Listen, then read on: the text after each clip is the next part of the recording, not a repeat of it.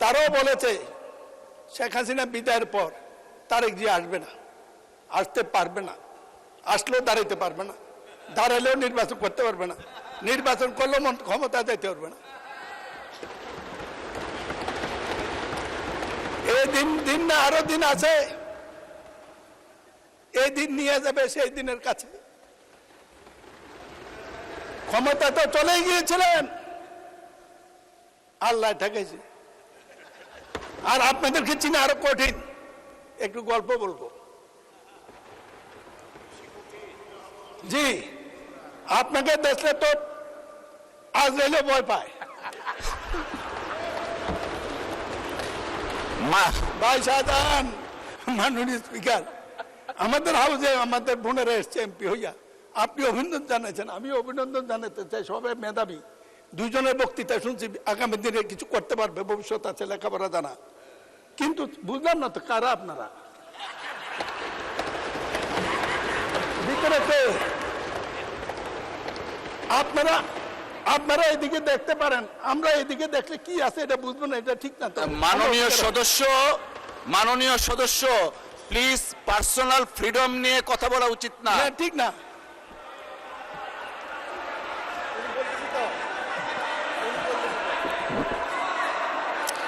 আপনারা, মাননীয় সদস্য, আপনারা বসেন। ব্রিটিশ ভারতে তারা বলেছিল কুমিল্লা ঢাকা রেললাইন করবে, পাকিস্তান দরপত্র করেছিল, বাংলাদেশে হারিয়ে গিয়েছিল। 2005 সালে 3 সালে দেশনেত্রী বেগম খালেদা জিয়া বিশেষ অনুরোধে চায়না গভর্নমেন্টের মধ্যে সার্ভে করেছিল, এই লাইনের ইতিবাচক ছিল। কুমিল্লার আগে কু আছে, শেখ হাসিনা এটা করতে দেয় নাই। আমি তারেক রহমানকে, মন্ত্রী পরিষদকে, সবাইকে ধন্যবাদ জানাই যে আপনারা ঐতিহাসিক একটি সিদ্ধান্ত গ্রহণ করেছেন, যেটা কুমিল্লা, নোয়াখালী, সিলেটের সাথে 2.5 ঘন্টা দূরত্ব সময় কমাবে ট্রেনে যাওয়ার জন্য। সাথে সাথে ট্রেনমুখী সড়ক যোগাযোগ ব্যবস্থা গড়ে তোলার জন্য যে উদ্যোগ সরকার নিয়েছে, এটি আজকের এই সংখ্যাধিক্যের এই দেশে যথাযথ। মাননীয় স্পিকার, এই বাজেটটি মোট আয় 6,55,000 কোটি, মোট ঘাটতি 2,43,000 কোটি। আগামী অর্থ বছরের লক্ষ্য জিডিপি প্রবৃদ্ধি 6.5, মুদ্রাস্ফীতি 9.4 থেকে কমিয়ে 7.5 আনা। মাননীয় স্পিকার, আমরা যখন আন্দোলন করি, তৎকালীন সরকারের সাথে বিক্ষুব্ধ আওয়ামীপন্থী কিছু লোকের সাথে কথা হয়েছিল। একটি প্রশ্নই করেছিল, দেশ যেভাবে চলে গেছে, এই দেশ চালাতে অর্থ পাবে কোথায়? জনাব তারেক রহমানকে আবারও ধন্যবাদ দেই, সাহস আছে।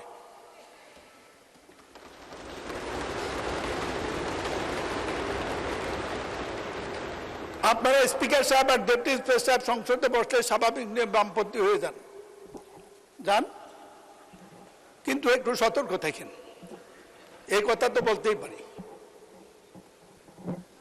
তারাও বলেছে শেখ হাসিনা বিদায়ের পর তারেক জিয়া আসবে না, আসতে পারবে না, আসলেও দাঁড়াইতে পারবে না, দাঁড়ালেও নির্বাচন করতে পারবে না, নির্বাচন করলেও ক্ষমতা যাইতে পারবে না। এই দিন না আরো দিন আছে, এই দিন নিয়ে যাবে সেই দিনের কাছে। ক্ষমতা তো চলেই গিয়েছিলেন, আল্লাহ ঠেকেছে।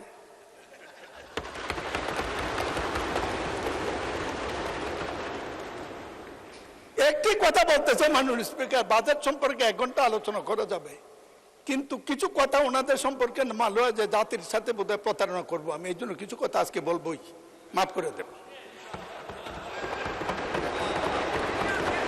ওনাদের সাথে আমার খুব ভালো সম্পর্ক। 68 সনে গোলাম আজমের নেতৃত্বে ঢাকা আন্দোলন করেছি, ডাকে হরতাল করেছি। আমি হরতালের কমিটির আহ্বায়ক ছিলাম বিশ্ববিদ্যালয় ক্যাম্পাসে। সেই গোলাম আজম সাহেব আমার 2য় সংসদ নির্বাচনে আওয়ামী লীগের বিরুদ্ধে জামাতের প্রার্থী আমার এলাকা থেকে প্রত্যাহার করেছিল। আমি আপনাদের কাছে কৃতজ্ঞ।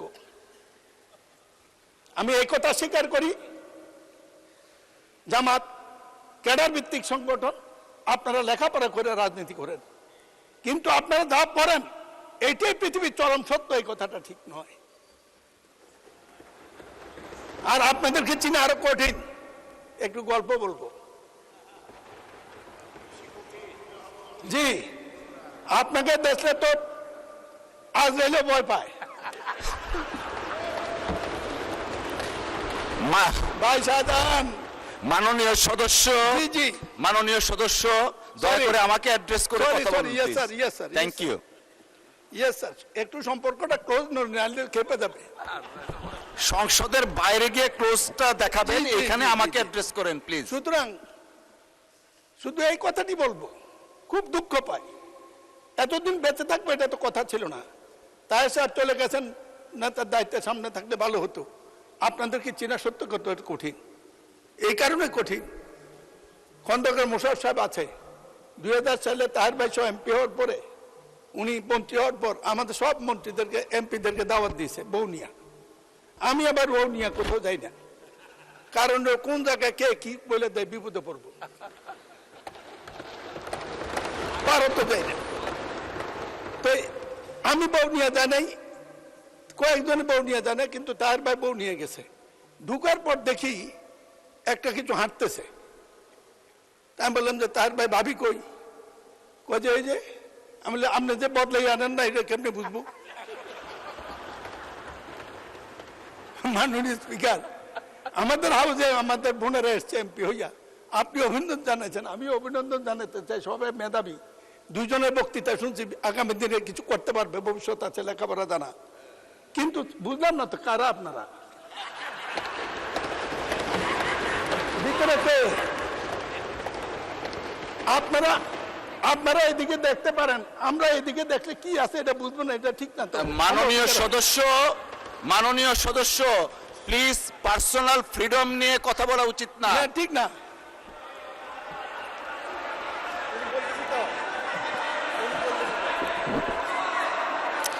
আপনারা, মাননীয় সদস্য, আপনারা বসেন। লেট মি, মাননীয় স্পিকার, বসেন। প্রতিবাদ করা। মাননীয় স্পিকার, মাননীয় স্পিকার, মাননীয় সদস্যবৃন্দ, আপনারা আমি বসেন। কাউকে কিছু বলিনি। অতীতে একটি ঘটনা, আমার গল্প বলেছি। এই আপনারা আপনারা বসেন দয়া করে। মাননীয় স্পিকার, সদস্য,